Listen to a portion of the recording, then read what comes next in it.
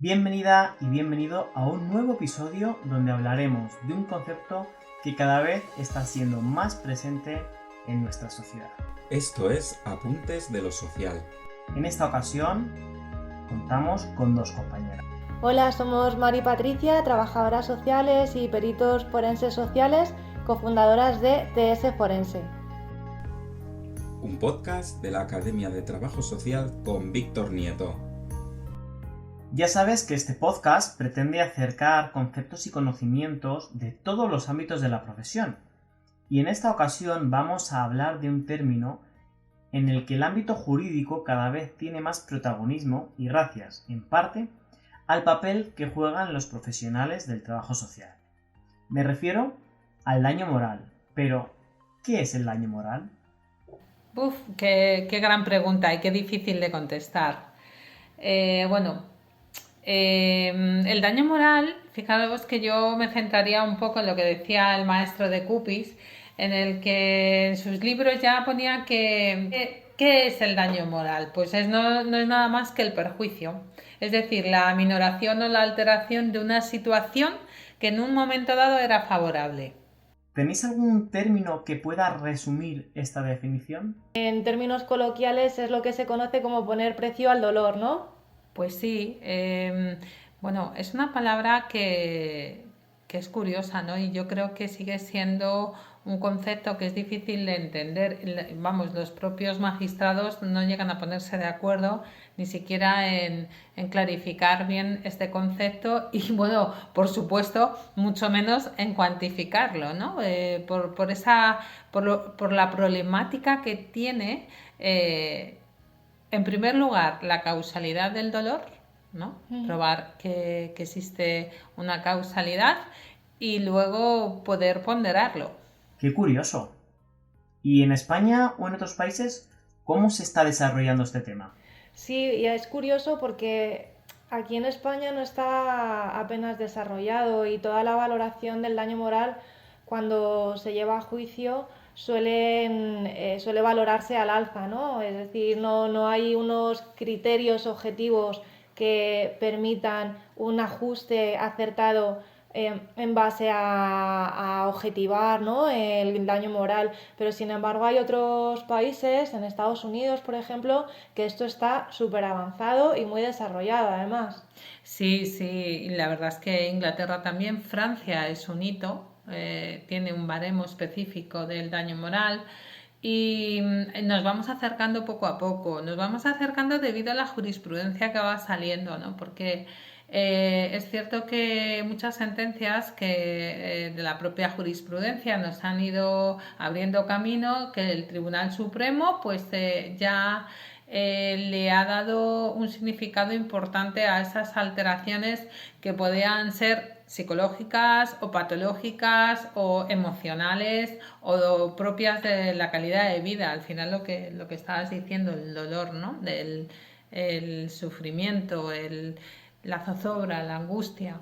Y desde la curiosidad y las ganas de aprender, ¿existen distintos tipos? A ver, hay varias cosas que a lo mejor me gustaría hoy señalar contigo, ¿no?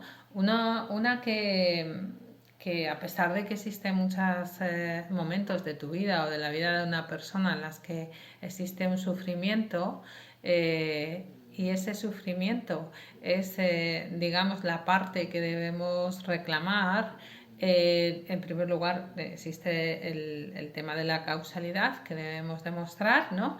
Pero que siempre no caer nunca en una intuición, ¿no? La intuición que muchas veces como profesionales podemos tener aquí no es válido y mucho menos para demostrar el daño moral o en una valoración que no se puede luego explicar.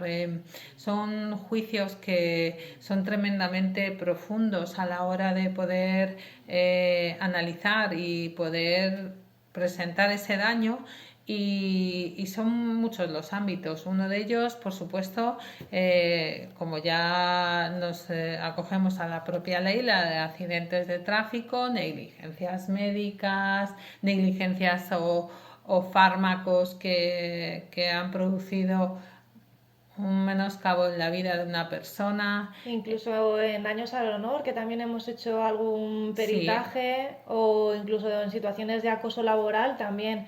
Es que sí. al final, cuando piensas en daño moral, es aplicable a un montón de situaciones cotidianas que nos pasan en la vida. Así es, o sea, es que el daño moral, pues como hemos dicho al principio, es el precio del dolor, ¿no? Entonces hay muchos momentos en los que hay dolor.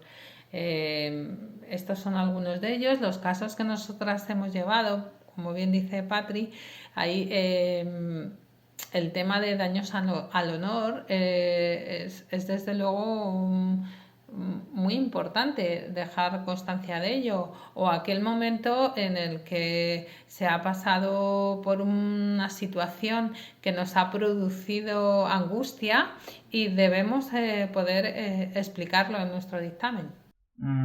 Todo lo que estáis contando tiene mucha relación con el ámbito judicial. Incluso la psicología también está presente. Pero el profesional del trabajo social juega un papel importante, ¿no? Eso es.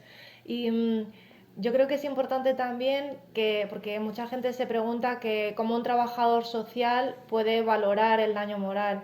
Entonces, es importante recalcar que cuando se ha hecho esta valoración del daño moral ha sido algo que desde la psicología se han llevado a su terreno, es decir, parecía que el daño moral valoraba solamente los daños psicológicos. Sin embargo, una parte fundamental de la valoración del daño moral es la calidad de vida, como está recogido en el artículo 107 de la ley. Entonces, esta calidad de vida, ¿en qué se traduce? Pues en valorar aspectos como son el área económica, el área familiar, el área personal, el área de ocio y tiempo libre, el área de sanitaria. Entonces, todo esto son áreas específicamente sociales que como trabajadoras y trabajadores sociales estamos capacitados técnicamente para poder valorar. Ojo, es que yo recalcaría además este punto en que no lo concibo, otro profesional que nada más que el trabajador social forense, quien pueda determinar la calidad de vida. Por supuesto va a ir acompañado de otros documentos que van a servir de apoyo, como el médico forense, psicológico. Lo que estabas diciendo de la psicología es un punto pequeñísimo de la valoración del daño moral. Pequeñísimo. O sea, la gran parte es del trabajador social. Una vez más, el trabajo social no ha sabido reivindicar su lugar, ¿no creéis? Eso es, y sin embargo no estamos reclamando esa parcela que nos corresponde. Entonces, bueno, pues tenemos mucho campo ahí para trabajar, es una buena oportunidad de empleo cuando eres trabajador social forense o perito forense. Muchas personas estarán escuchando este episodio y seguro que habéis abierto una nueva puerta a muchos compañeros y compañeras. ¿Qué les recomendaríais? Yo os animo a estudiar un poco y profundizar en lo que es la reparación del daño. Al final es leer mucha jurisprudencia, bueno, la propia ley, pero empaparte de toda esa parte que pueda repercutir a la calidad de vida de las personas, porque es la horquilla más grande, y cada uno buscar cómo ponderar de mejor manera esta capacidad jurídica y, como he dicho antes, que no sea simplemente una intuición, ¿no?, en el dictamen, sino que vaya con fuerza y con las pruebas necesarias para Claro, poder y rescatando justificar. esto, no solamente tenemos que ceñirnos a lo que es una valoración cualitativa, la que conseguimos a través de la entrevista o de la observación tanto directa como indirecta, sino que además es muy importante que como trabajadoras y trabajadores sociales conozcamos el uso de las escalas según la situación que tengamos que valorar, porque no es lo mismo cuando se tiene que hacer una valoración para una persona mayor que cuando se tiene que hacer una valoración donde ha habido un daño al honor. Entonces las escalas hay que controlarlas y hay que saber cómo utilizarlas y aplicarlas. Así es. Recalcaría además que la jurisprudencia va dando y confirmando lo que estamos diciendo hoy, incluso en los propios las últimas jurisprudencias que han salido de nulidad de despido y de acoso laboral, el Supremo, cuando habla de la ley LISO, la pondera esa horquilla, ¿no? Entonces, de ahí la importancia de ponderar cada punto y olvidarnos de nuestras intuiciones, que serán muy buenas, pero en el ámbito jurídico funcionan poco. Escuchándoos, esto es una gran oportunidad para la profesión. ¿Y los abogados y las abogadas cómo ven esta figura? Desde luego esto es una oportunidad para el trabajo social forense y es verdad que cuesta porque nosotras cada vez que hablamos con abogados y abogadas desconocen cuál es el papel nuestro como profesionales del trabajo social en la valoración del daño moral, pero es verdad que una vez que lo prueban, repiten. Eso sin duda, además nosotras encantadas, claro. Así que animamos a todos los trabajadores sociales del ámbito jurídico a formarse más en esta especialización del daño moral.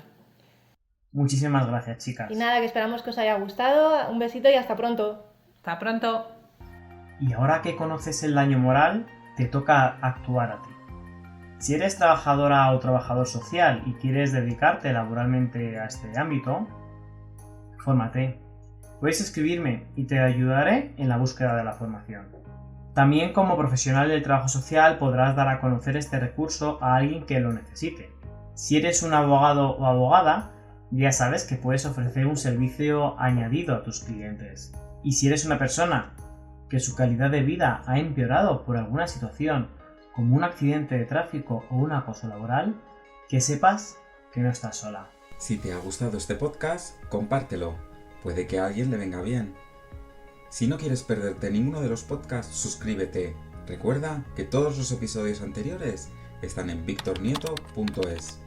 Y por último, en www.academiatrabajosocial.com encontrarás toda la formación que necesitas a un solo clic. Cursos, másteres homologados, eventos y mucho más. Gracias por escucharnos. No olvides compartir este podcast entre tus contactos y en redes sociales. Y si quieres contactar conmigo, te espero, como siempre, en Instagram, en @VictorNietoTS.